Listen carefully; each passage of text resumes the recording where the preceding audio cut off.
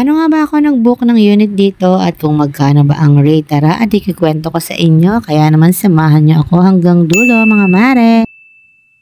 A month before nga ng birthday ni Mojo Bells ay nag-scroll na ako sa aking news feed at ito nga yung nakita ko. Sakto nga lang at malapit nga lang sa amin kaya naman madali lang namin tong mapupuntahan. Kaya naman nag-message na nga agad ako sa FB page ni Wolf's Lair. Very accommodating nga yung staff nila at talaga namang nagre-reply sila sa mga inquiries. Napaka-smooth na transactions namin at hindi nila kami iniwan hanggang makapag-check out kami. Ang kinuha nga namin ay isang 1-bedroom unit na good for 6 packs worth 4,400. At yung isa naman ay studio unit na good for 4 packs worth 3,300 per night. By reservation nga pala dito at upon reservation ay kailangan nyo na magbayad ng down payment na 50% at yung 50% ay upon check-in naman. Tapos, kapag naman nag-check-in na kayo at magpo-full payment na kayo ay may babayaran din kayo na security deposit. In case kasi na may masira or may mawala sa mga gamit ay yun ang ipambabayad ninyo. Pero kung wala naman kayong masira or mawala na gamit ay i-refund din naman nila yun sa inyo after mga 2 to 3 hours ng check-out. Ang galing nga kasi talagang through messenger lang kami nag-usap ng owner at yung mga payment namin ay through GCash lang lahat. Tumingin-tingin muna nga din ako sa mga review at tinignan ko kung okay ba or legit ba yung unit kasi alam niyo naman uso na yung scam ngayon, 'di ba? And thank God ay legit naman itong nakuha namin na unit at napaka-smooth talaga ng transactions namin at ang bait pa nila. So yun nga, kapag nakapag-down payment na kayo ay meron silang isa-send sa inyo na guest form. Yung guest form na yun ay papakita niyo sa guard upon check-in. At nag-offer din sila ng pay parking worth 300 sa loob ng building. Kung nagtitipid naman kayo ay meron naman silang free parking na malapit lang sa building, mga 5 minutes walk lang ganun. Mas convenient lang kasi kapag doon kayo mismo sa building nag-parking kasi naman di na kayo magbubuhat pa ng mga dala-dala nyo sa malayo. So yun nga, bago kami mag-check-in ay dumaan muna kami sa may SM Pampanga. Dami-dami ba naman kasi nang may iwanan namin ay bigas pa talaga kaya naman napabili pa talaga kami dito, nakakaloka.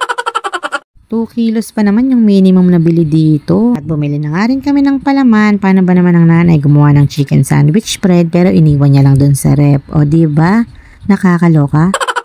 Ganun ba talaga kapag birthday, makakalimutin na? Char! Pina nga rin kami ng mga drinks at ayan nga yung binili naming tubig. Hindi naman namin akalain na kukulangin sa amin yan. Dapat pala yung 4 liters na agad yung binili namin. Kaloka. Bumili nga rin kami ng wine dito para naman makapag-chill kami sa gabi. At syempre, hindi mawawala ang cake ng contest. At nung kinagabihan nga, ayan at kinantahan na nila si Lola. Happy birthday to you! Happy birthday to you! Happy birthday! Happy birthday to you!